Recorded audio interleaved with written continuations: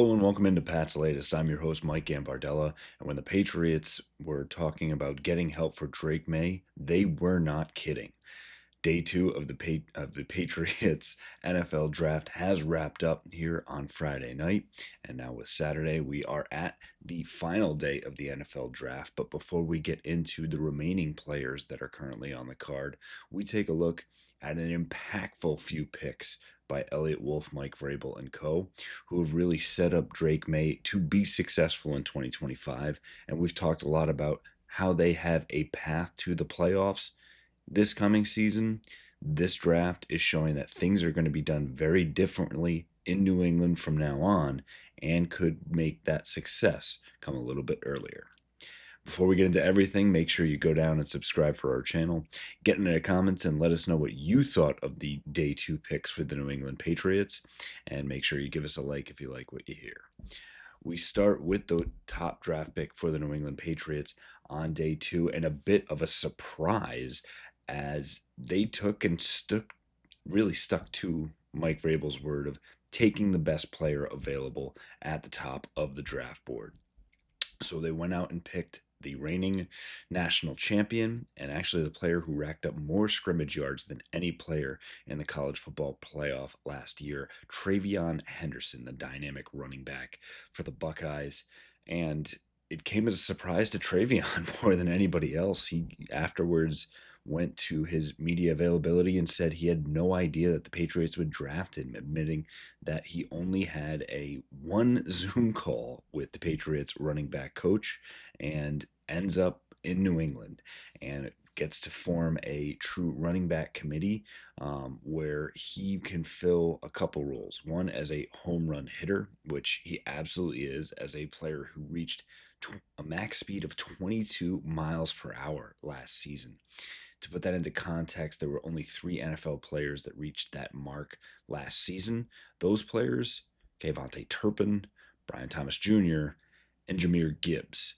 Jahmyr Gibbs is that player that the Patriots are absolutely hoping that TreVeyon can emulate.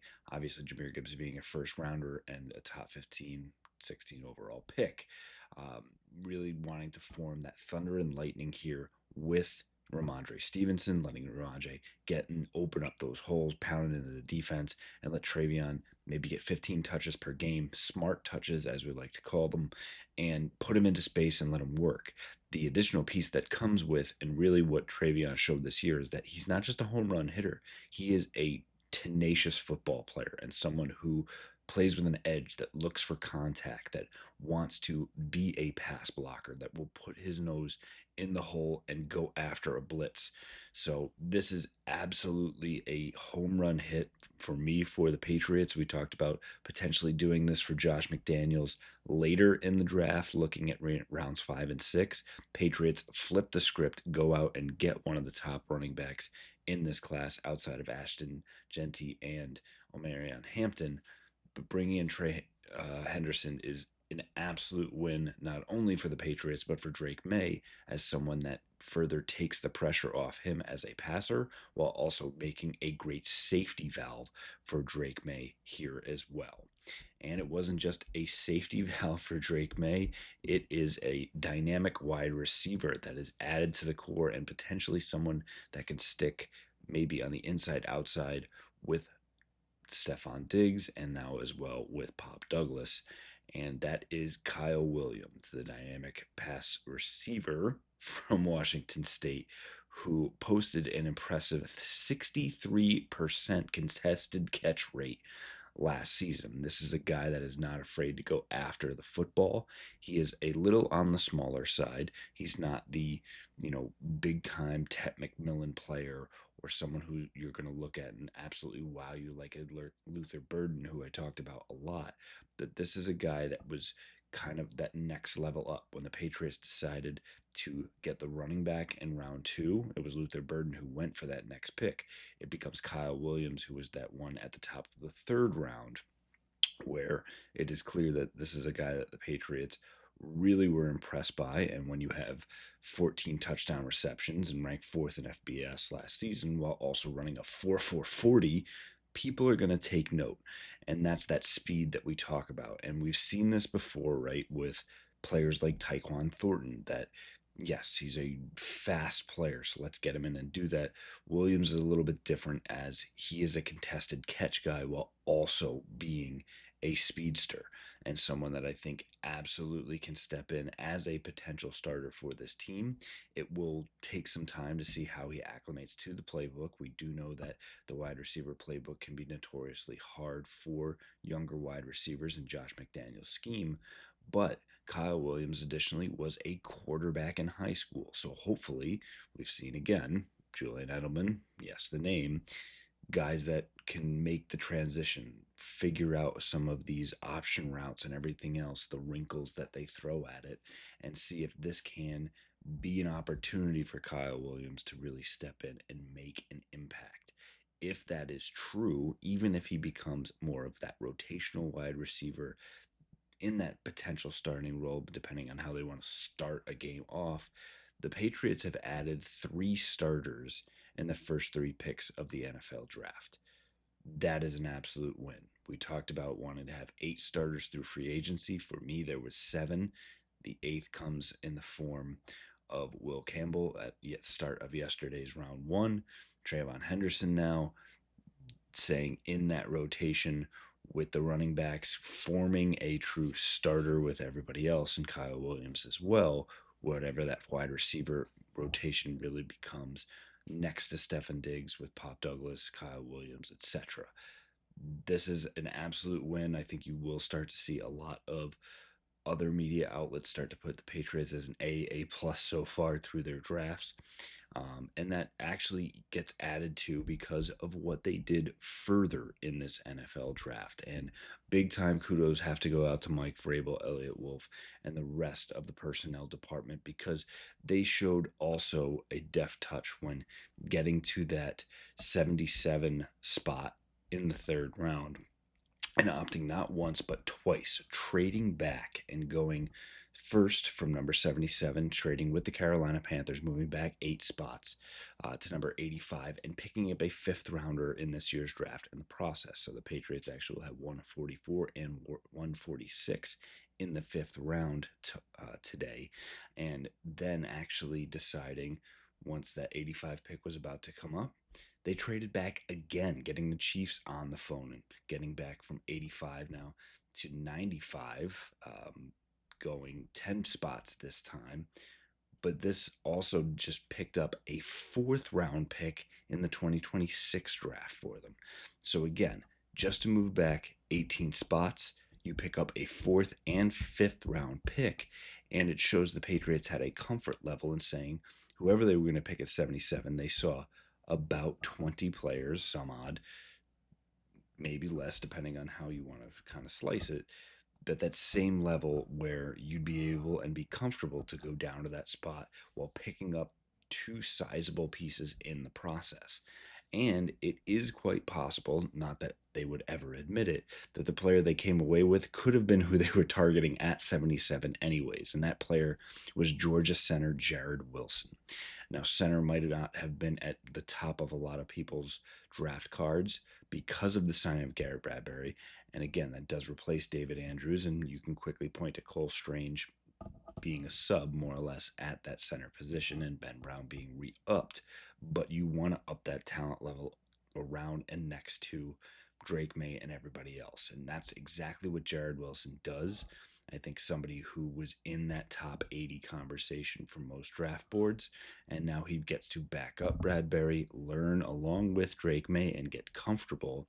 And Wilson was up there for his sheer athleticism. Somebody who's not like a full mauler, but more known for his agility more than anything else. He had a 9.84 RAS score coming out of the combine, which just goes to show that he was an absolute dynamo when it comes to moving around without the football. Some backstory, he was actually a high school soccer player before he got too big, and his mom said, you should probably look at football, and thank God he did. He was actually one of the faster linemen in this draft class, running a 4.840. So someone that can absolutely potentially be a starter for the Patriots potentially even a year from now, because there was only 3.5 guaranteed million to Bradbury in that free agent deal just a month ago. What this also means is Cole Strange is probably now a leading candidate to go once again start at that left tackle spot, left guard spot, after being a first round pick just a few years ago, and will likely have an open competition with Layden Robinson, Sidi Sow, battling out in camp for that. And don't be surprised if they look to bring in a free agent at that spot as well. Wrapping up the day for the Patriots and what to look on tap for later today as the 2025 NFL Draft wraps up in Green Bay, Wisconsin, with the 4th, 5th, 6th, and 7th rounds. Six picks will be on tap at the start. Not to say that the Patriots won't move around. And again, they showed a wonderfully deft touch doing so, getting a player they were targeting anyways, and picking up more assets for this draft and for next year's draft as well. So again, looking at 106, so they'll have the one at the start of the 4th round, 2 towards the top of the 5th round at 144, 146, taking a 171, and then 2 in the 7th as well at 220 and 238. 3 players for me at the start of this draft. If the Patriots are really looking at completely redoing this wide receiver room, and we did hear rumors that they wanted to potentially look at trading someone like Keyshawn Boutte, Jalen Royals, the Utah State wide receiver who has flown under the radar a little bit, could be an option at that spot. 2 other ones that, again, the Patriots really do need to build in the trenches and keep doing so. Joshua Farmer, the Florida State defensive tackle, and Marcus Mbao, the Purdue guard, are names to look at when the 4th round kicks off here in just a little bit's time.